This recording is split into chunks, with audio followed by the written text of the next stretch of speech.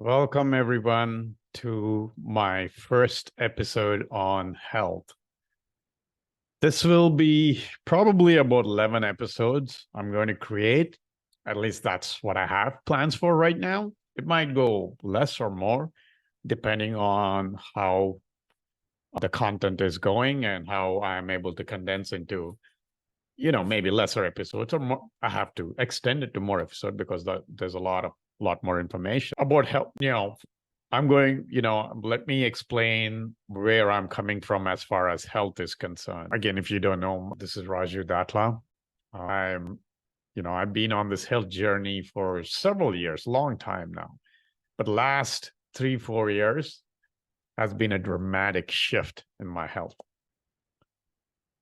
Doesn't mean I've had issues in the middle, but that's,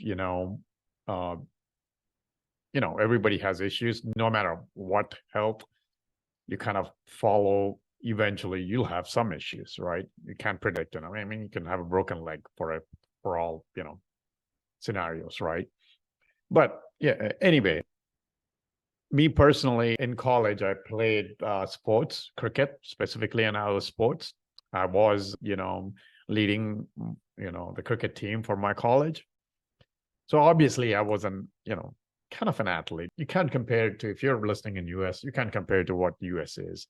In India, you don't have that kind of exercise equipment and all that stuff to be in the peak shape like athletes here are. But I was fairly well exercised. I thought I was fairly in a good shape at that point in my 20s or late teens, I guess. But fast forward now, I'm in my 50s. I'm in the best shape ever. And I can do things, exercise routines and stuff like that. But probably 20-year-olds find it hard to do, even in fairly good shape. And that's what I wanted to share, wanted to go into the whole in-depth of how one gets healthy, the best shape or peak, fitness and all that stuff. Now, it doesn't mean I've got like a six pack or, I can be a fitness model. No, for me, I'm in pretty good shape. Anybody who sees me knows I'm in a good shape. Some think I'm too thin, but that doesn't matter. Whatever it is, I'm in great shape. I haven't had to take COVID vaccine. Didn't even barely got COVID. The only time I got COVID was, well, actually, I might have gotten COVID 2 or 3 times. The only time I got tested was because I went to an event and then everybody in the event, we were on the dance floor, including my kids. Everybody got sick. All of them had COVID vaccine. Guess who didn't have one? Me. And who got the least symptoms? Me. So some people didn't get it, obviously, who had COVID vaccines or all. So, but most people who were on the dance floor got it. But the main point was I'm the one who didn't have vaccines and who got COVID. Barely knew it was COVID. The only reason I knew it was COVID because I got tested because everybody else, had COVID, right?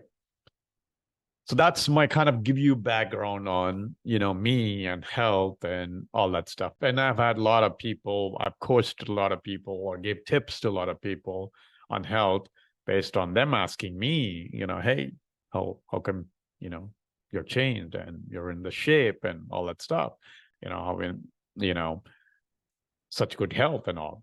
Now, that doesn't mean last 3 or so years, I didn't have any issues. There were a couple of issues, just to be, transparent. I had gallbladder issue and ulcers. But what I found is those don't come all of a sudden. They are there for years and years, many times, and they show up. So it doesn't mean just because you shifted your health and you're eating healthy and all, the lingering issues might not crop up. That's one of the lessons I learned. So with that being said, this first episode is going to be about why and what. Before you decide to become healthy, a lot of people, there are a lot of health coaches, nutrition coaches, and all that stuff. What I found is those don't work. Those are like short-term fixes, right? If you're doing a diet, getting a fitness expert, changing your food, all that stuff, it's temporary. What I found is you have to have a strong reason. So that's why this episode I share why and what needs to be solid for you before you decide to change your health status. If not, you're not going to stick it. As soon as something goes wrong, you start to go back to your old, like, this doesn't work. So why and what, right?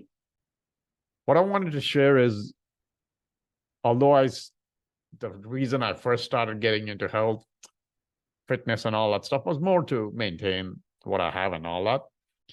But the science now coming out more and more, it is pretty quickly coming, especially with AI, quantum computing coming soon, maybe changing how fast AI will help, is the longevity. I'll try to put it in the show notes, but if you haven't heard before, or haven't heard or haven't listened to before, Dr. David Sinclair, I highly, highly recommend listening to him. And then, Peter Diamond has set up this longevity, I believe, a prize. I believe it's longevity, or I forget, whatever health, But the bottom line is, it is fairly certain that things are coming soon, that if you're in pretty good health in the next 10, 20 years, the chances of you living up to 150 years in peak health. I mean, when I talk to people about being in, living beyond 100 or getting to 100, everyone, who wants to live that long? People think that you're like, walking with a cane and, are barely able to walk and you're relying on other people, all that stuff. No, science is showing that our body ages because of software problem, not the hardware problem. Software in the sense that genes, stem cells, all that stuff are aging because of wrong. And so if the right information is fed to them and reprogram them, then you can live a healthy and you can reverse age. Again, that's why I said, look up David Sinclair. Look up his pictures 10, 15 years ago when he was in 40s to now in his 50s. He looks like a 30-year-old. Like sometimes he even looks like a 20-year-old. So that's one of the things to keep in mind. Why you're going to embark? Are you going to embark on the health journey because you just want to lose a couple of pounds and then you're back to your old self? Then you're not going to stick to whatever you're doing. And remember, none of the diet protocols, no matter what you follow, it doesn't matter, keto, whatever, are not long-term. What you have to pick is a long-term. So you are consistently healthy, not just healthy for a period and then you're back to your old self. And that's what I've learned. I've done diets, I've lost weight, gained weight, all that stuff, right? But once I've learned that diets don't work and only long-term, habits, or which one of the things I'll get into in the future episode is about habits, how to create those habits, right? But the bottom line is, look at the science that's coming. And look at the fact that if you want to be healthy later in life, you got to do it ahead. You can't expect things to happen well for you when you get sick, right? For example, I just shared my gallbladder issue, right? Was the gallbladder caused by my shift in health habits? No, the gallbladder exists for a long time. It just blew up at that point. It was actually almost a few months into my whole diet, kind of shift in my mindset on how I wanted to eat and all that stuff. And the gallbladder obviously didn't exist, didn't come up because I started eating healthy. It was because of all the crappy stuff I did before. And I kind of finally, I guess, got pushed up, right? Same thing with ulcer. I got a bacterial infection. And I thought it was maybe because of the food I ate, right? Like I started eating a lot of raw food. But then doctor said, no, that's not necessarily true. You can have the bacteria in your tummy for a long time before it flares up for whatever reason, right? So that's the point. If I thought just by dieting, whatever, those issues will go away, and then I go back to crappy food, then guess what? Whatever the gallbladder, of course, I don't have the gallbladder anymore, so I guess that won't happen. But, ulcers, stomach ulcers, because the H. pylori might not come back again because I ate crappy food. It shows up long time later. Same thing with diabetes or, I don't know, blood pressure, whatever. Those don't show up. Our bodies are really good at hiding stuff. You do not know things. Again, if you listen to Peter Diamandis, I recommend listening to his health podcast. And then, like I said, Dr. David Sinclair, there are multiple other people, right? I've listened to so many people. One of the big, fun guys I've listened to is, I forgot his name. He's a doctor from Florida, cardiologist, amazing guy about, fasting and the foods to eat and all that stuff. Again, I'll be getting into fasting episode later on how to, what's fasting and what the benefits are. In this episode, my main intention was really delve into your why and what are the reasons you want to be healthy and what protocols you want to follow. There are multiple things, which again, in my series, I'll be sharing multiple things, right? You got to pick and choose. What I found out is there's no one magic pill for everyone. Your body will tell you. So you have to listen to it. So bottom line for this episode is it's important to understand your why and what. Just like in a business, they'll say, figure out a why you wanted to be in that business, because in the long run, all these ups and downs will get you out of the game. In business or entrepreneurship, same thing in health. If you don't have a strong reasons and strong methodologies on what you want to do, it'll throw you off your game and you'll be back to whatever bad diet or eating habits or exercise habits, so on and so forth, you would have. So hope this has opened some eyes, shifted your thinking, and made for the, if this is, listen to my other episodes if you get a chance. I don't know, by the time you listen to this, you'll have a chance. All my episodes will be released because right now I'm counting 11. Might be more, like I said. I don't think 11 will be done if you're listening to this in the first week of my release of my podcast. Either way, thanks for taking the time listening to my podcast. And share it, like it, subscribe it if it provided value for you. Thank you so much. Hello, welcome again for the health series I started. The first one was about why and what. What I shared in there was, why do you need to create a why, the reason for starting on your health journey, and also what you're going to do and what is the reasons for that. So go back and listen to it if you haven't listened to it before we get to this one, to understand this episode. This is about mindset. You need to start the health journey and keep on it. Like I shared in the first episode, again, if you want a quick fix, you just want a fitness expert, you can go to basically a health club, get exercise regimen or fitness guy or girl. Or if you want nutrition expert, you can get a nutritionist. But this is not about that. This is more about a holistic everything, top to bottom. Because health is not just about just what you eat and exercise you do.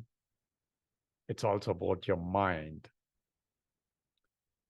So all that need to be combined. You know, mind doesn't mean just the thinking, which I'll get into. There's things like meditation, all that factors into your health, peak health. But those are for the next episodes.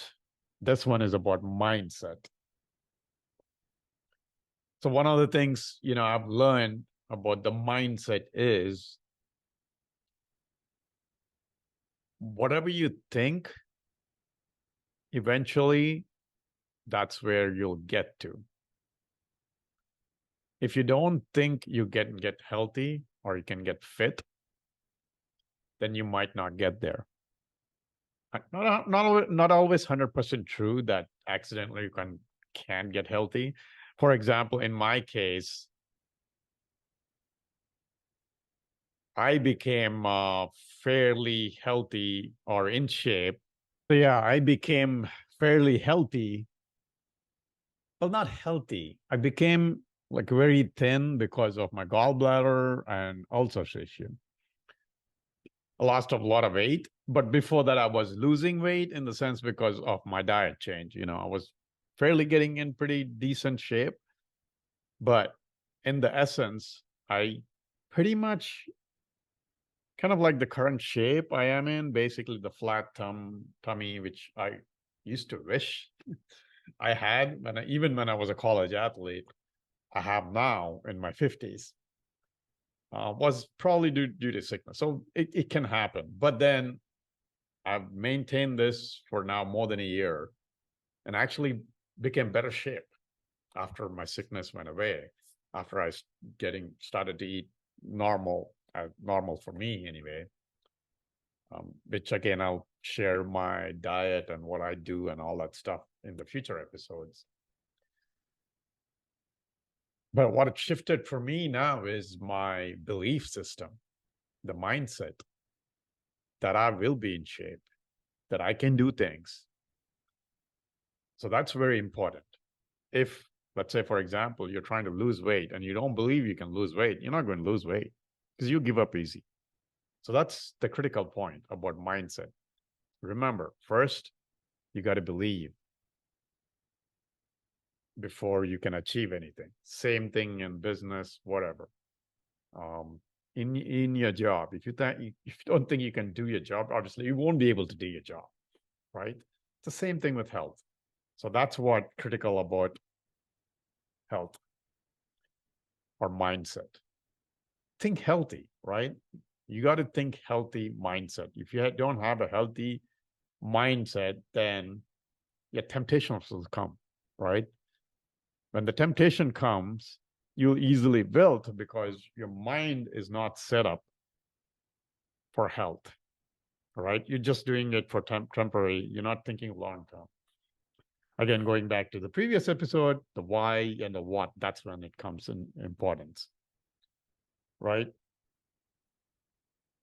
So I have some notes here. I'm trying to make sure I remember things, but one of the things is self-limiting beliefs, which again, I shared just a little while ago. If in your mind, you don't believe you have control or it's for some other person, again, you won't be able to do it, right? Again, it doesn't mean that you have to do what work for other person really well. You got to figure out what it is for you, how you can do it, and do that. And don't try to do it all at once, right? Your belief system can be built step by step, micro steps, right? And that's where the mindset will come too. Like, hey, you can't go think, oh, I'll get this freaking 6-packs or I'll be, I don't know, lose 40 pounds in a month or 6 months, whatever, right? Instead, say, hey, I'll lose a pound or half a pound in a couple of weeks, something like that, right? So if you start setting the small achievable goals, then your mind become stronger, and you go for it and you go more, right? That's one of the ways. That's an example I'm giving. So that's where the mindset is very important, in the sense that being able to control what you can do, not shooting very high goals, and then losing confidence and giving up because you didn't achieve those, and beating yourself up, right? That's one of the things, is stick to something small at first till you achieve that mindset and the strength in your mind to go for bigger ones, more and more and more and more. And I'll, one of the episodes I'll get into habits, right? Where how you can create habits step by step to achieve bigger goals in the health realm, right? I'm not talking about financial. I'm not an expert in there yet, although I'm getting better at it. So, but health-wise, I feel like even talking to some nutritional or health experts in person. I mean, not the people on YouTube or whatever, like, for example, Dr. David Sinclair or somebody like that. I'm nowhere near close to that one, obviously. Not even 10%, 1% of that. But I'm talking about normal people or normal coaches, whatever. I feel like, I know more than some of them, many of them who think they know, right? Even if they're in shape, doesn't mean that's peak health. So the bottom line is mindset. Setting your mind, believing in yourself and setting up achievable goals is the most important in having a mindset shift into health, right? As my channel says, if you shift the way you're thinking, then you can achieve anything. And health-wise, you do have to make a shift, not just think that eating certain food, that's the nirvana for getting best health, or exercising.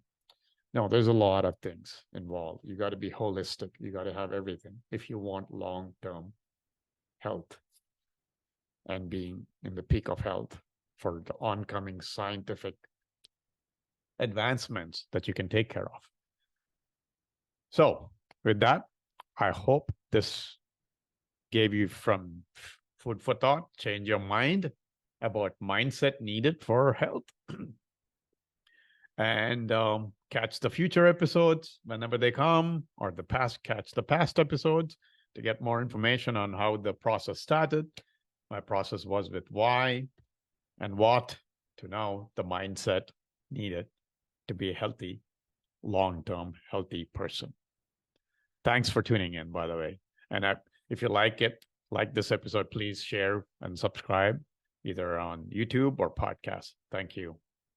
Hey, this is Raju Datla again. Eventually, this whole series probably will be combined into one for everybody to get all the information at once. But at this point, health series I decided to do right now, 11 part, which I said could be more than that, depending on what other things come up. I will be, obviously producing those, but I wanted to keep in small chunks so people could digest. That's the reason I've been doing this in different chunks, smaller chunks, 10 minutes or so, or less, maybe.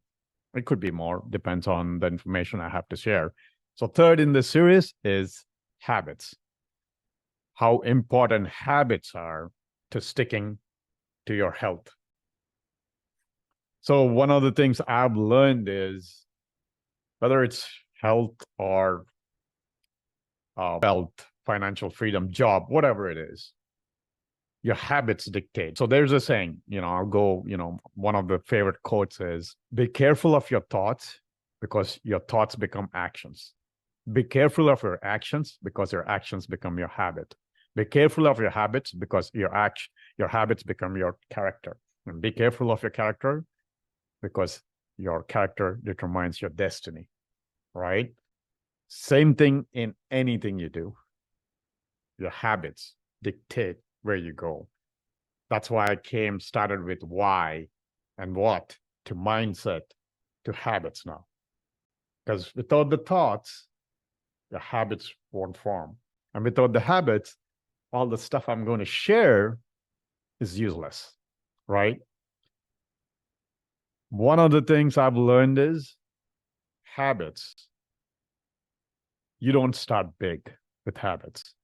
You don't go like, I'm going to do this big thing and that's going to start my journey. That doesn't work because you'll quit as soon as the first failure comes, which is again going back to mindset, thought process, all that stuff, right? Going back to that. I'll kind of give you my habits right now. And many people think I'm extreme, right? And the point I'll make of that is I didn't get there like that, like today. I thought yesterday and became that today. So here's my habits in health, right? I've been doing this almost now, almost a year, I think, close to a year.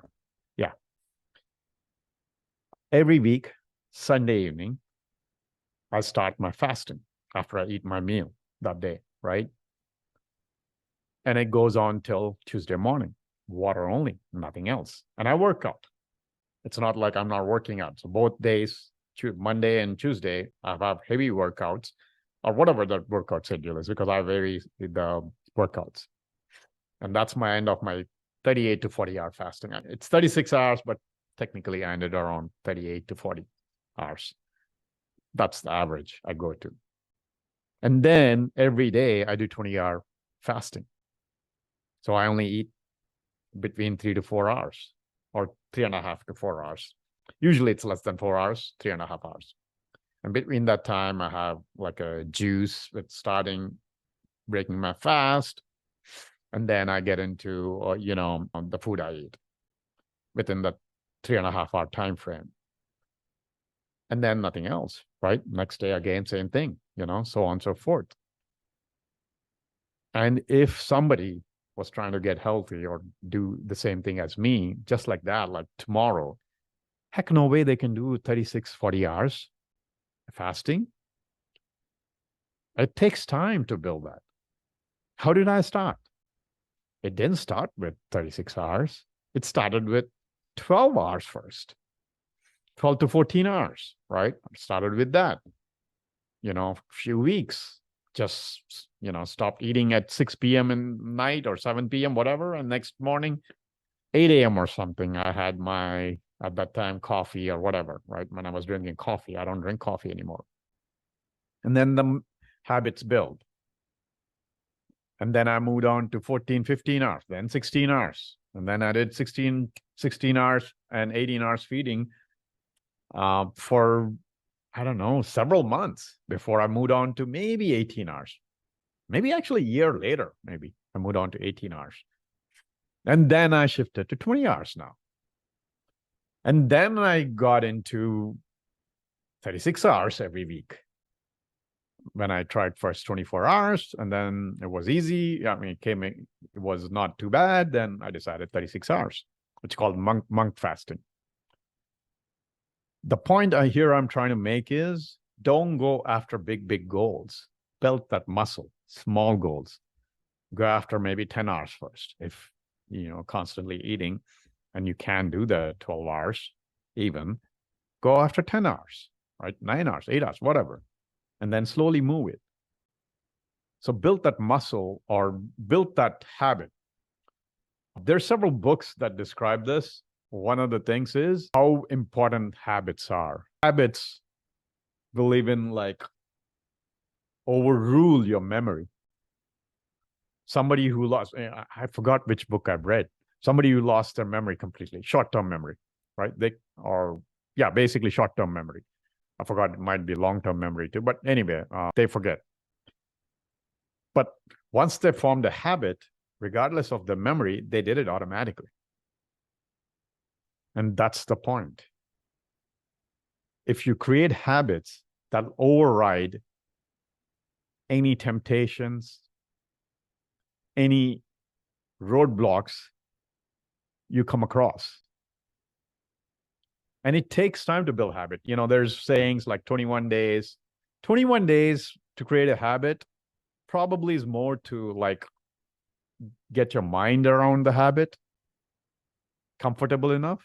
But really, I feel like it takes 90 to 6 months, at least 6 months, I would say, to really make that habit firm. I would say exercising for me, it took me years to really start it being ingrained in my system that I couldn't do without exercising. That I can't do it without exercising now. Versus I force myself to exercise every day. Before, same thing with the food. Once it became a habit, like coffee, quitting your coffee. The first 2-3 weeks I quit coffee was horrible. I couldn't, because I was a coffee addict. But I forced myself to stick to it. And then after 2-3 weeks, the idea became comfortable. I still wasn't like fully on board. And within 2-3 months later, then it became a habit at that point. Like I don't need coffee anymore. That doesn't mean that I still don't enjoy the smell of coffee or I would want to drink coffee. So I switched to kind of decaf. I do drink decaf now. But I don't need coffee to wake up. That's the critical point. Before I thought my mind was I needed coffee to wake up. So going back to habits, formulating habits is important. Setting up small steps in creating habits and taking time is important. And don't try to do all habits at once. Like, health-wise, you can't do food, schedule, or exercise schedule all at once. I'm going to do everything at once. No, that's not going to work. When you set up small goals, it builds your confidence and belief in yourself. So set up small steps in habit forming and build that confidence in yourself, belief in yourself. When you do that, then you'll be able to do bigger things. If you haven't read Atomic Habits, that's a great book to read on how small habits can grow into bigger ones slowly. So that's the thing, right? Take time to build those habits. And habits will dictate how you live your healthy life, no matter what, right? And then you can change habits based on what's working for you, what's not working for you, so on and so forth, till you have a concrete schedule. So for me, I don't have to think twice. Everything is like scheduled for me. Like it's a habit, right? What I eat, it's already planned ahead for me. So I don't have to think that day, like, oh, what am I going to eat? What am I going to do? So on and so forth. Now that might seem like, oh, that's not spontaneous. I'm a spontaneous person. No, nobody is spontaneous. You do a lot of things scheduled, like time you get up in the morning, how you take a shower, or what do you do during the shower, or what are you doing, brush your teeth, whatever, right? There's so many things are habitual for everyone, no matter what. No matter the story you made up that you're a spontaneous person. No, 90% of the things, or more than that, are habitual. It's a habit. We have created a system within our living, everyday living, and we just follow that automatically. It's an automatic. We don't even think about it. We don't even know freaking what we did. For example, I take a shower, especially when I take a hair wash. I have a system where I got to do it twice, wash my hair twice, right? I forget the first time I did it. Like, oh, did I wash it first again?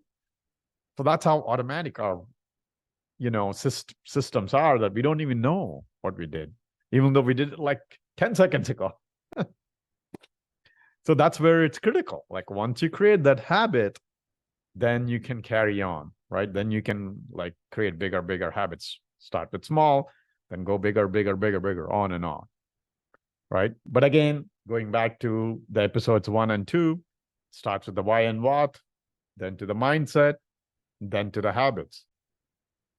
We'll get on to other stuff like about health and how to maintain your health, because it's a holistic system. Again, unlike other people teaching this food, that food, this exercise, that exercise to be in the peak physical condition. All those are true, but in my opinion, based on the results I've gotten, And having tried all kinds of different options, it's a 360 thing.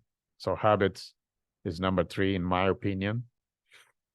I mean, you can vary. I mean, you can start with the habit and then mindset and then why and what, all that stuff. It kind of doesn't matter, doesn't matter. As long as you have all these steps together, kind of created and followed, right? So maybe the sequence doesn't matter for some people, but in my opinion, sequence does matter for you to stick to something. It doesn't matter if it's health or wealth. There is similar process. So with that, now, if you liked and this kind of changed your mind and it shifted your thinking, please share this. Or maybe there's another person in your life or somebody you know that can think differently and start changing their habits or health. And this is Raju Datla again. Thanks for listening or seeing it on YouTube. If you're on watching this on YouTube or whatever other, videos I might have, you might come across, or audios I might come across. Thank you again. Thanks for listening to the episode. Hey everyone, this is my 4th in the series of health from my experiences, how to be healthy and how I gain my health. At least past year or so in the best shape and fit and so on and so forth I am in. If you go to my website, mindshifthw.com, there'll be some articles there. All the videos I'm going to do will be also in article form, plus extra content on my current, eating regimen for those who are curious on what I eat and how I eat and all that stuff. So I encourage you to go look it up or go there and see if those articles help apart from the videos. So anyway, again, welcome to Mindshift to Health and Wealth. This is my 4th video in the health series. The first 3 were about why and what. You start with the why, on why you want to be healthy, or what is the reason you want to be healthy. And I gave several scientific reasons also that's coming soon. Like in 12 years time frame, Ray Kurzweil and a couple of other people, prominent scientists and all, predicted that we will reach where we will start reversing age. We'll have technology to reverse our age. So if you remain healthy till about 12 years from now on, you are in for great time. So that's the reason, one of the reasons I started on my health journey, like started noticing these trends on how, technology is going ahead, and also the older methods really work great. So anyway, I covered the mindset, I covered why and what, and I covered the habits, how, creating habits is the most important thing after you set your mind to it. So now I'm going to cover essentially 3 topics. One is breathing. People don't realize how important breathing is. Well, I mean, yeah, if you don't breathe, you die. I'm not talking about that. I'm talking about more about the number of times you breathe and the breathing exercises that you should do to maintain the optimal health. So people don't understand that. I'll go through that. Second topic is going to be meditation, how important it is for your body, right? Yeah, mind, getting your mind clear and all that stuff is great. People now understand meditation more. A lot of science. Huberman did a great podcast. I will try to put a link to that podcast, 2.5 hours. He goes into various forms of meditation, what's good, different people, how different people should do meditation, all that stuff. A lot of science into it. There are books about it. So multiple ways. Again, I'll try to cover those too. And lastly, sleeping habits. Last but not least, I mean, without good sleep, science has proven now, sleep can be number 1 indicator, by the way, of potential issues. If you're not sleeping well, you're in danger, pretty much. All right, let's get into breathing. So James Nestor is the guy I first heard it from. So Google him, look up his videos, look up his website. He goes into a detail about this, but there's several other athletes and others I've heard about slowing down your breathing. So ideally, most people, I believe, I forgot the number now, you go look it up. I haven't looked it up recently, but close to 12, I guess. 8 to 12 times human being breathes. That's the average, I guess, normal people. But you're supposed to breathe only 6 times or less. If you go down to 4th, you're breathing very efficiently. That actually is an indicator of longevity. The less you breathe per minute indicates longevity. There are evidently Olympic athletes actually who train to breathe low number of rates to increase the efficiency and endurance, so on and so forth, like long distance runner. I forgot which type of runner. I believe it was a long distance runners or even like marathon runners who'd like train themselves to breathe low because, if you've ever been a runner, that's the hardest thing. I don't know how you could breathe slow because when I used to run, I used to breathe a lot, trying to get my breath and all that stuff. I wasn't a long distance. I ran maybe sometimes 7-8 miles on the weekends or 6-7 miles probably. But anyway, that's the importance of breathing. So our bodies, fall asleep because of breathe too, right? When we sleep, we breathe really slow and very low number of times. And that's when our body is essentially rested state, right? But we'll get into the sleeping habits later. So it's not about sleeping right now, breathing. So that's one, number of times you breathe. The other is breathing exercises. It's very, very important. I've been practicing Wim Hof and intermittently, like every week once, I do Soma breathing for 4 years now. So I started in 2020, I think Feb time range. So it's 2024, January. So it's 4 years almost. And I never stopped once, even when I had severe issues with my gallbladder, my ulcers, I didn't stop. So that is critical in my not getting sick other than those gallbladder and stomach issues. I got sick, like maybe a cold for a couple of days, cough. I think I had one sore throat issue in last 4 years. That was last year. I don't know, sometime in summer. I don't know. Whenever it was, that was the only time I had like a sore throat. It wasn't a cough. I maybe had a cough for a day. What I do is I increase my Wim Hof method to 2 times instead of once. So I do it once every day in the morning after I get up, go to the bathroom, wash my, brush my teeth and all that stuff, good stuff. The first thing I do is Wim Hof method of breathing before I start my exercise. So the Wim Hof method, if you're not familiar with it, you do 30 to 50 times, whatever the case is, maybe even 20 to 30 times, 20 to 50 times, whatever, right? You do. Breathe in deep till your breath hits your lower part of your tummy, essentially. That's how you breathe. And then breathe out. Remember one thing? Breathe in through your nose only. I've learned that lesson too. In some Wim Hof days, people doing that. No, that's not good. You don't breathe to your mouth. You breathe to your nose only, deep breathing. So there's a lot of science going into Wim Hof method, right?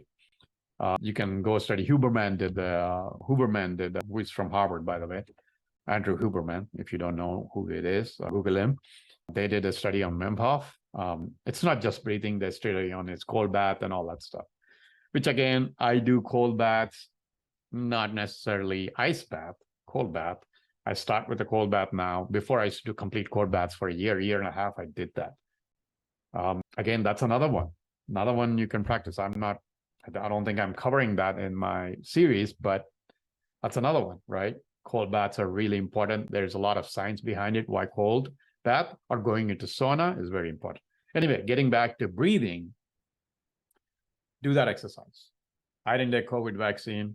Heck, I got banned a party because I didn't have COVID vaccine. I said, yeah, thank you. No, thank you.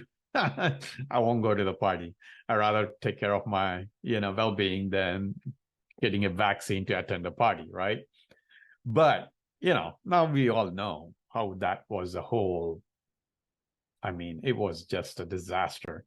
The disaster is, it's still more coming out now. How many people are affected now because of that COVID vaccine, which wasn't tested properly and all. I've taken vaccines, flu vaccines and the regular vaccine. I'm not, not against vaccines at all. And that's what people misunderstood. Like, no, I mean, everything has to be tested properly. Anyway, the bottom line is I never got sick because mainly of breathing techniques. What it does is there is I've done, by the way, Wim Hof, Soma, I've done pranayama, like Anilom, Milom, I don't want to say the names. Most people won't understand, but some pranayama techniques too. Excuse me. But the best one I feel like was Wim Hof, most effective, efficient, quicker than any other. Breathing technique. So what I recommend is always breathe in the empty tummy, right? Don't breathe, if you try to practice Wim Hof breathing on a full tummy or half full tummy, whatever, it won't work. The best efficient way to do it is on empty tummy. That's my experience. If you try it differently, try it. You can experiment. So that's the important thing. Breathing, very, very important. It actually increases your lifespan. That's what some of the science says, that, or it decreases the chance of you getting sick, right? Even just forget the breathing techniques, right? If you just breathe, 6 times or less per minute, you can time yourself, then you're breathing very efficiently, avoiding a lot of like viruses and all that stuff. Our bodies are made to fight off anything, even cancer, right? It's when our bodies are being fed and we do things that are not keeping it at optimal shape that it affects us, right? That's when we get sick, all that, right? So that's breathing. I mean, there's a lot of stuff in it, like I said, look up Wim Hof, look up, James Nestor. There are other people, talking about breathing, how importance of breathing. Andrew Huberman, like I said, did a study on Wim Hof. So there's a lot of studies there. So that's one, right? The next, meditation. So why am I bringing meditation into the whole health series, right? Science is more and more pretty clear now. If it wasn't before, 100% clear. We instinctively know if we don't feel good, if we're not feeling right, we'll feel the stomach queasiness or whatever, right? Stress, all that stuff essentially causes illness, disease, cancer, so many different things, right?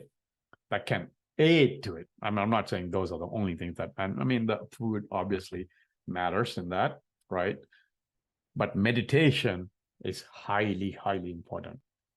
Like I said, Andrew Huberman's podcast covering all kinds of meditation techniques, effective techniques, small to big. I mean, you can start with 2 minutes. Don't go big. And then go from there. So there's a lot of meditative techniques. I've tried multiple, right? I've tried concentrating on breathing only. I've tried Sadhguru's technique. If you don't know who Sadhguru is a guru, Indian guru. If you're not Indian, you're not familiar with him.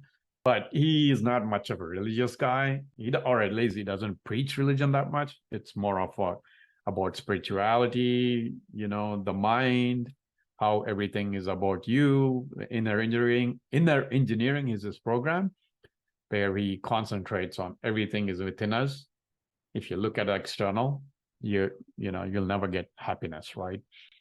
But anyway, I've tried his technique. Now I'm actually concentrating on the 7 chakras technique, which is 7 chakras are basically, one is at the bottom of your, essentially, I don't know, better word to say, ass, I guess, right? And then it goes to, right to your sexual organs is another chakra. And then the other chakra is your belly button. And then that next is the chest. And then the throat. And then here, which is the prefrontal cortex, by the way, the left side of your left side of the middle is actually where the prefrontal cortex is, according to Andrew Huberman. So anyway, when you concentrate on that, and then the top, right? That's the 7 chakras. I do that. It's amazing practice for me. Anyway, 20 minutes, I feel like nothing. But there are many times I get lost in it, and then many times I don't, like, thoughts come and all that stuff. So the biggest misconception about meditation is people think they have to, I don't know, 10, 15, 20 minutes. They have to sit quiet and like not think about anything. That's the misconception I had, about the monkey brain, whatever. That's all BS. Nobody can concentrate 20 minutes. Well, maybe the gurus, right? I'm not talking about that. I'm talking about normal people, right? Most normal people cannot think about something within a minute, essentially. You cannot sit with your mind to concentrate on only one thing for a minute. If you do it even 15 seconds, it's amazing, right? So if you go with that mind, then you won't be frustrated with meditation. So you can just do meditation with just, concentrating on your breathing, how your breath feels going into the body, how it comes out. That's one easy way, right? Or listening to the body. There's a book called Warrior Meditation. Amazing, amazing book. The best book I read on basically meditation as far as being fully, not like closing your eyes thing, where you're constant, you can look at things, you can hear things, everything, but you're in a meditative state. So I highly recommend that book, The Warrior Meditation. So I've shared that in my Instagram account and YouTube before. So you might be able to look for it and find that. But the bottom line is, in the end, meditation is about being in the present. That's what I've discovered from everything, is being in the present moment. And what happens when you do meditation is, Andrew Huberman did, but he explained there's 3 parts of your body brain that get connected properly. There's also another book or a podcast I've seen where it the body keeps the score. Body keeps the score meditation. They discovered, several research fellows discovered that medial prefrontal cortex and medial cortex and prefrontal cortex, I believe, get connected when you start meditating. And that makes you aware of your emotions. When you're getting emotional now, you get more centered, right? You don't get stuck in anything too much, and your sleep is better, so on and so forth. Which means you're not fighting, or your energy is not dedicated to like the negative stuff, right? When your body is stuck in your past or the future, you're constantly like being hypercritical of yourself or others, so on and so forth. The negative, anything negative within you creates possibility of being sick, unhealthy. So that is critical. So when you hear people say, "I look so healthy, but he got sick and he died suddenly." No, just because you look fine doesn't mean there's things going on that are really killing you from inside. And our body is really very good at hiding. There's several signs now saying our body is so good. Tony Robbins, constantly says this. Peter Diamond these are the guys that created this whole testing methodology called Life Force company. It tests everything because the body keeps several of your ailments it's way late. So that's what the mind is about, right? Mind can create a lot of things that, within our body, and the body is trying to fight. And then that creates all of issues. So meditation is not just about, your work or your happiness, but for your health, it's critical. And then now last is sleep, right? There were, till recently, I think, most of the time I heard sleep is overrated. You get all these entrepreneurs like, "Oh, I only sleep 4 hours as a badge of honor," all that stuff, which is BS. Like if you hear, I think Jeff Bezos, evidently he like prioritizes sleep for at least 7 hours, or I think 8 hours. I don't remember exactly. But being one of the richest guys, him prioritizing sleep, it's critical because that's what he said. That's critical for proper functioning. And according to science, lack of sleep can be number one indicator for your health, number one indicator for danger for your health. So getting at least 8 hours optimal. I guess you can get away with 7. I pretty much try to prefer at least 8 hours, but I think I manage around 7 hours, between 7 to 8 hours. But the meditation does help because I meditate. I use different techniques, right? My meditation is just not the closing eyes and all that stuff, by my breathing. The Wim Hof method, that's another meditation, a little bit of a meditation. I do affirmations, that's another meditation. And then I pray to people in my life to, whatever they're suffering from, to get over it, stuff like that. So it takes me about 40 minutes or so, good 40 minutes of meditation time, right? I think that's what helps me in not having to have too much sleep these days. Before, I used to feel groggy if I don't get sleep because I don't drink coffee right now. But anyway, so sleep, another critical point. Eating and all that stuff is good. And your eating will affect your sleep, which I'll cover, obviously, in the next episode. Basically, I'm going to guess that might be the final episode, to make it a more condensed series so people get most value out of it, not wait for the episodes too long. So bottom line, the 3 topics I covered, all are critical: breathing, meditation, and sleep. Kind of all go together, sort of. One leads to another, essentially. I hope this is helpful. Again, go to my website if you need more information, or this particular script or article, in more condensed form, probably listed on the website. Mindshift. Thanks again for listening or sharing this episode. Hey everyone, it's in the fourth or fifth series in the health cast I started doing, and this will complete the series. So welcome to Mindshift, to Health and Wealth, and wrapping it up with 3 topics that I'm going to cover that I do. Again, remember, all this series is about how I do things and what I found effective.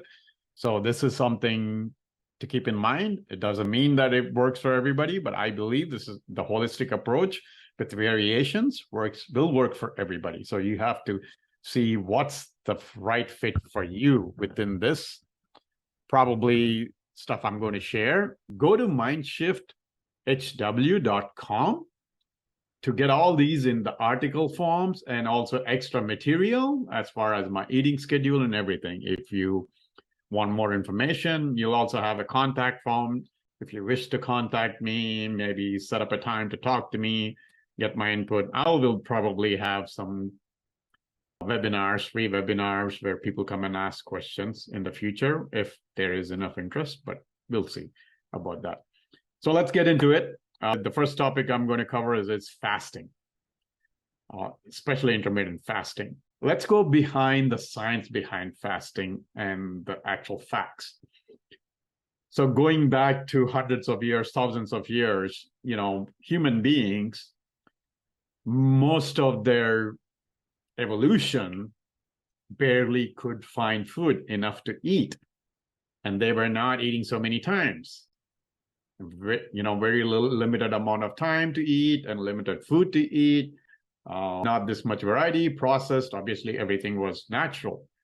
So guess what? Our bodies have adapted to that particular eating till, 100-something years, since last 100 years or so, when the food now has 100 to 200, maybe 200 years max, I would say, that food has become abundant. It's abundant, especially last, 50, 60 years probably is all the processed food, preservation, which includes a lot of unpronounceable names, so on, right? We'll talk about food later, but basically the fact is we're able to eat food whenever we want to now versus, having a specific times and difficult to get the food. Now we're able to eat food whenever we want. For generations or thousands of years, human beings maybe were able to eat one meal or 2 meals a day, max, right? That's the history.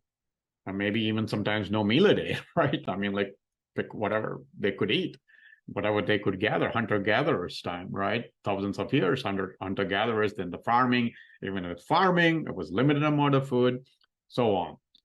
So there's a clearly timeline where we had to fast. We just didn't have the food to eat, or couldn't just cook the food or find the food, grab the food and eat, whenever we wanted to. Even fruits like off the trees, right? We got to go find it. There was a limited amount of time.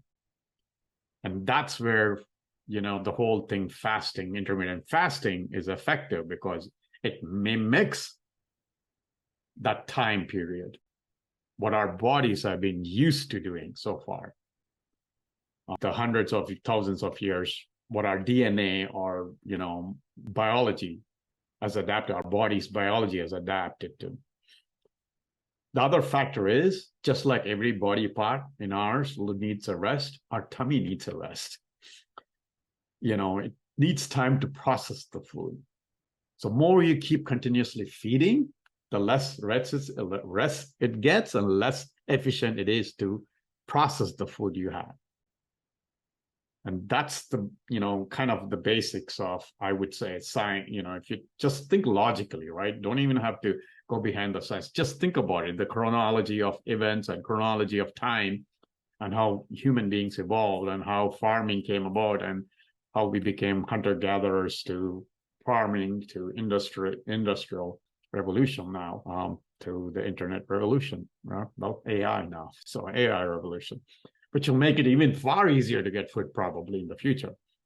So that's why it's critical to remember that food was not abundant and not available anytime you want.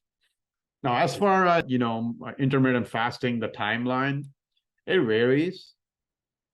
I find there are too many variations, too many things. So it all depends on your comfort level.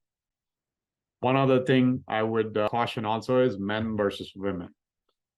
Both biologies are different. The cycles are different. Dr. Mindy, look her up. I forgot her first name. Dr. Mindy, she is a great one to watch or listen to about women's rhythm when it comes to intermittent fasting, thinking they can do it exactly the same way as men. It's not true. Hormonal cycles are different, so they crave different things, evidently, according to the biology, certain foods. So you have to pay attention to that. So everybody is not the same. You got to pay. So most people do 16 to 18 hours. I think that's the most, 16 hours fasting. Whoever does intermittent fasting, most famous is 16 by 8. 16 hours fasting, 8 hours. 8 hours feeding. 1 meal, 2 meals, at least minimum 2 meals, I think, within the 8 hours is the most normal intermittent fasting is 18 hours, is obviously 18 hours fasting and 6 hours feeding. Same thing, probably 2 meals, right? And then the rare ones are 20 to 24 hours fasting, like within 24 hours, they only eat 1 meal, 20 hours. Now, I do 20 hours fasting and 4 hours feeding. Technically, it varies between 20 to 21 hours, and 3 to 3.5 hours is what I feed. Within that period, I'm eating 4 different things. I make my fast with the juice and then a salad. Again, in the food, I'll get into that, the whole thing. And then I kind of drink a decaffeinated coffee, Swiss water processed, organic. Caffeine is good for your gut in limited quantities. If it's organic and non-chemical processed, So those are things important, right? But then over caffeinated will lead to less loss of sleep and all that stuff. Anyway, we'll get that into the food portion, right? And then I eat my, whatever meal that day I have planned for. So that's my regimen. But every week, I follow 36 to 40-hour fasting, water only fasting. Sunday evening, whatever meal, by 5, 6, I'm done. And then Tuesday morning, around 8 o'clock or so, 8, 9, I break the fast with the juice again. That I do every week. That's a bit extreme, right? Most people won't do it.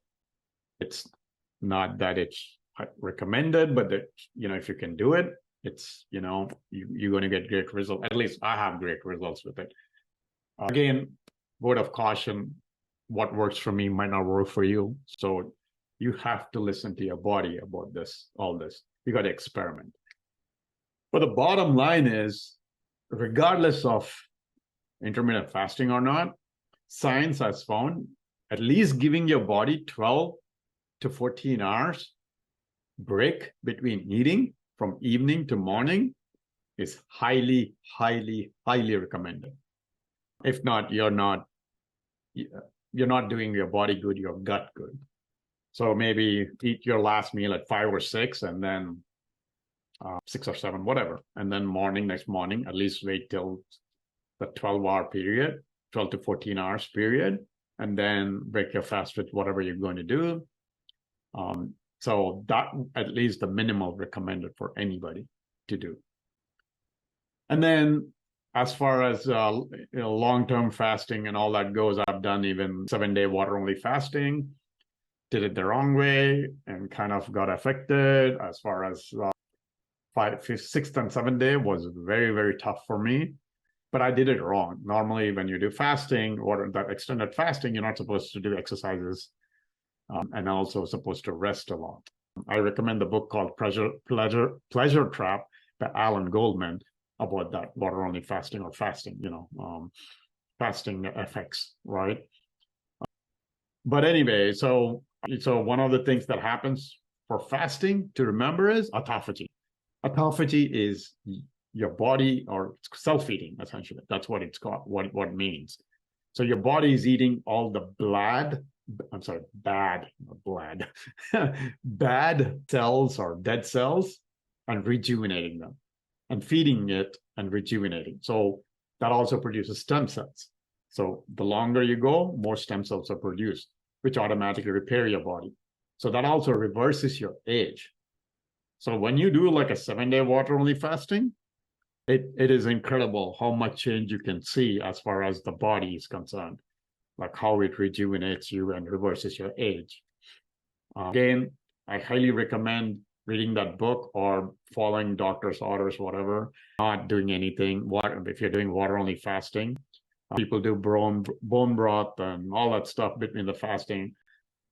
From what I know, from what I read, those are pretty good, but the most effective is water-only fasting if you want real results, which actually cures things like diabetes completely.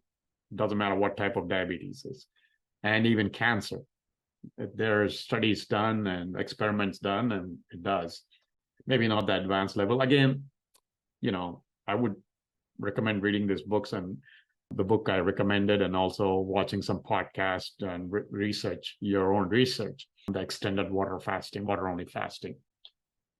So that's critical in my opinion to do fasting of some form, at least the minimum 12 hours for your long-term gut health, which gut pretty much controls every disease. Sugar, diabetes or the sugar causes a lot of stuff. And if you don't give your body a rest or gut a rest, that converts most of the food into potentially sugar or, glucose, right? Again, you can do research on it. You go Google it, you'll find a lot of content with it. I would say multiple people and gather that information instead of just listening to one person and say, oh, I found the exception, right? There's always exceptions, and simply you don't want to go with the one person saying something different. unless there's multiple signs saying the same thing. So now let's get into, that's about fasting. So I again go to mindshifthealthhw.com to get more info, or if you want to message me and get more information on anything you would like to know, I'm more than happy to help. Next is food. Now, the important thing about food is organic, period. That's very, very important. As much organic food as you can eat. And another thing to remember is each person is different in what food works for them, what food doesn't work for them. Meat, plant-based, whatever. It's not same for everybody. Your body is different. It's unique. Your ancestry, where you grew up, all that factors into it, right? So you got to remember that. Like if you're generations of vegetarians and plant-based, then plant-based probably is best for you because that's adapted. Because I've done everything. I've done 100% raw, organic, plant-based, no cooked. Now I did that 70-30%. That means like they were 4 or 5 days. I only eat raw, organic stuff. And then 2-3 days I ate cooked. And I've done mixed, right? Mostly plant-based, organic, right? So all that, what I found is there's no one magic bullet. But one thing that is true from every studies and all the information I've seen on all the experts talk is that organic is the number one. Even if you eat meat, grass-fed, organic, natural is the number one critical thing. And the other thing is vegetables and fruits. Organic vegetables are a must. More raw organic vegetables and fruits you eat, the better. And again, there's some fruits and vegetables that won't work for you. Again, you got to figure it out by your body type, right? Listen to your body. For example, for me, grapes, high sugar, no matter organic, natural, whatever, for me, it doesn't work. I just figured that out that when I eat, grapes, it's too much for me. Even if I, don't eat any other, sweet content. But then if I eat, maple syrup or, I don't know, dates or whatever, high kind of sweet fruits, that works just fine for me. No problem. And I've heard some people have issues with carrots, spikes up their sugar. So you don't know. So it's all like your, body and biology. So you might want to get tested. There's a great product called Wyome where you can get tested, complete check, including your gut bacteria and everything to figure out which foods work for you. I haven't done it myself, but that's one of the things I want to do eventually. But, somebody is getting into this healthy habits. That's one. So for me personally, what I do is I break my fast with celery juice or beet, apple, asparagus juice. And every day I break the fast with the juice, except Saturday. And then I wait 40 minutes, 30 to 45 minutes or so before I eat my salad. Celery juice, replenishes your acidity and breaks down the food properly. By the way, FYI, if you're first time drinking 100% pure organic celery juice, cold pressed, you might be going to the bathroom multiple times. It flushes out your tummy. Same thing with beet. If you drink 100% beetroot juice, anytime you have constipation or anything like that, and wait for a half an hour, 45 minutes, you'll be flushing things out. I would recommend organic, anything organic. So anyway, juice, and then I eat a salad. I include rainbow colors, every color possible. Go to mindshiftHW.com. There's an article. I put it out for my weekly regimen. That's not 100% detailed, but it gives you the general idea on what I do. Because there's too much information. I might be writing an ebook maybe in the future to kind of detail, give some recipes, all that stuff in the future for people who want to have everything in one place and get some ideas and maybe follow some recipes and all that stuff. Because even my salad, what I would say is salad dressing is raw, organic. Now, other food items I would say is, I already kind of mentioned, I eat a salad and then a coffee with some snacks. Basically, it's raw sweet potato chips, essentially sliced raw with the guac or hummus I make myself. And then, then I eat my food, whatever that food is, mostly plant-based, and some eggs sometimes. I break the fast on Tuesday with eggs. Again, go to my, website, you'll see that information. But important thing in the salad is rainbow, right? All colors. I include all colors of possible: red, white, green, orange, so on and so forth, whatever, right? As much as possible. I script it. The important thing to remember is script your eating.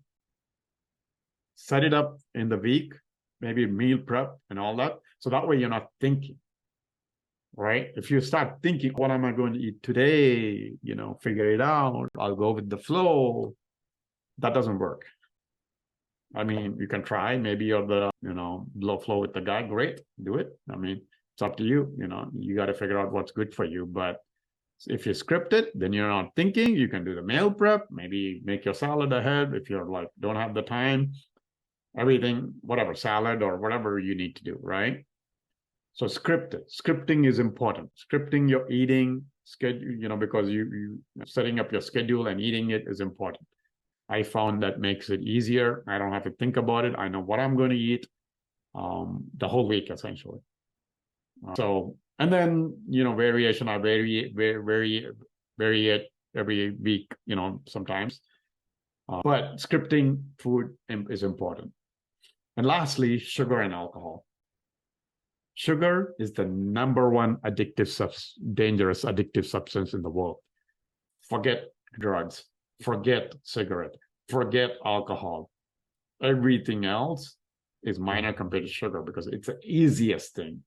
In these days, anyway, processed, right? In every freaking food, processed food, there is sugar, high fructose corn syrup, whatever. The worst thing. Sugar is the number one reason anybody gets sick, even cancer. There are a lot of studies showing sugar is the root element in every disease we get. So the faster you quit sugar, the better off you are. I'm only talking about processed sugar. Now, sugar cane, like the raw brown sugar, raw, unprocessed raw is a little bit better than normal sugar, but I quit even that. I replace mine with like a monk fruit sugar or maple syrup or honey. That's what I do. I mean, you can even put date syrup, so on, to sweetener. Like, I drink masala chai, with honey or the monk fruit sugar, which is actually good for you. The monk fruit, it naturally does something to your body that it actually processes better and does good for you, according to a lot of studies. Obviously studies can change and maybe things will change. I don't know. But I feel, good when I do that. It's been almost a year since I quit sugar now, and I feel great. I don't crave sugar. Occasionally, I'm not saying occasionally, I still don't have a dessert here and there, but there's no craving. And if it's too sugary, any dessert I try certain week, it doesn't sit well in my tummy. But what I've also learned is make some desserts with raw stuff, like dates and medjool dates, and some nuts and some other dry fruits, and mix it with maple syrup or raw cacao powder. All that stuff, it makes a great sweet and it satisfies my craving. So there's a lot of different ways. Anyway, sugar number one. Alcohol. Again, no matter if you're a moderate drinker, alcohol is very bad for your liver and your gut. It kills a lot of bacteria, a lot of stuff. There's a lot of science behind it. I know people like, I'm a moderate drinker. Oh, it's okay if I drink one drink a day, or I don't know, occasionally a week, or once a week or something. No, I quit once a week. That's how I feel like I got into the shape. You know, I always wanted like a flat tummy, all that stuff. Even as a college athlete, I never had it till I did this in my 50s now, you know, pretty much best shape I am. I think one of the big main reasons are the fasting, sugar, alcohol, mainly alcohol. Because I was a social drinker, maybe once or twice a week kind of deal, weekends only. Even that I think was, affecting my overall, no matter what the exercises I did and all that stuff. So those are the things about food. Again, more information, go to mindshifthw.com. Lastly, exercise. About exercise, there's a lot of different things you can find. Unless you're a fitness model or a bodybuilder, I think those extreme exercises of lifting heavy weights and doing all that stuff is not effective. For someone to be in good shape, healthy, and all that stuff, exercise is important, especially resistance training, lightweight training, or I don't know, like a quad training, whatever, that works your muscles. Muscles help you reverse your age or keep your age up. More you work your muscles, the better you are looking younger. It helps you a lot. It helps even the autophagy portion I mentioned to you. Exercise like intensifies the autophagy. So it's not needed that you got to exercise, I don't know, 4 or 5 hours, lift heavy weights. But man or woman, you have to do resistance training. And there is David Asprey, by the way. Go look him up. He only does, I think, 5 minutes overall, or 15 minutes all over the week. He has an effective exercise. The guy has freaking six pack, muscled up, and he barely does 15 minutes a week.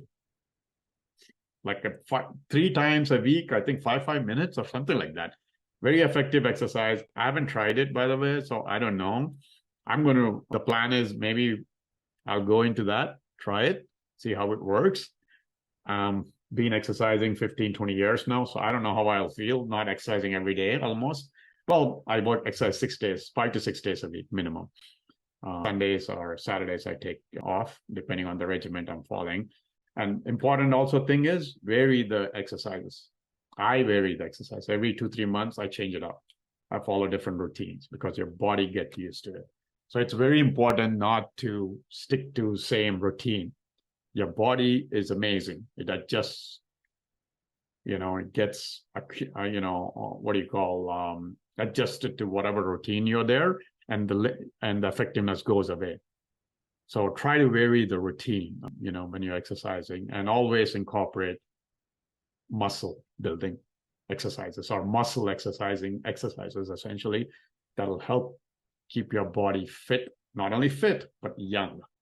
The more you work your muscles, the more younger your body feels. Because number one reason anybody gets sick is age. That's the science now. As long as you can keep your reverse aging, or keeping your age as whatever age you are, young age, the less chances of you getting sick. There's a lot of people who do a lot of research into this. Well, with that ends my health series. I hope this has helped people, whoever have listened. Again, I'm going to combine all the health series I did into one so people can digest if they want in one podcast or one YouTube episode versus the multiple ones. I did it for people to break it down so that way they're not like lost in all the content, because most people don't go through the extensive stuff I do for health. I think holistic health is important, top to bottom. I hope this served people, and thank you. Please, like, subscribe, and share if if it provided value for you. And like I said, you can consult with me or reach out to me if you think I can help through my website, mindshifthw.com, and we can talk at that time. And future, like I said, I might be setting up some webinars in future for people to ask me and talk to me. Thanks. Again, thank you.